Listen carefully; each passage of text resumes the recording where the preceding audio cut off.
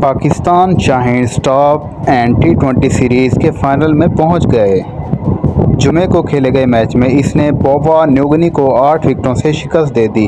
Match کی خاص بات لیفٹ آرم اسپنر علی حسن نے 4 وکٹیں اور شاہیز عرفان کی نصف سنچری تھی۔ پاکستان شاہینز کی 5 میچوں میں یہ لگاتار چوتھی کامیابی تھی۔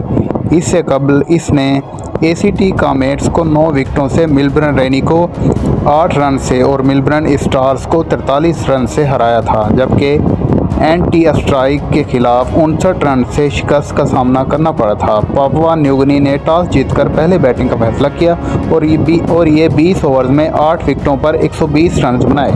پاکستان شاہینز نے 13ویں اوور میں 2 وکٹوں کے نقصان پر مطلوبہ سکور پورا کر لیا۔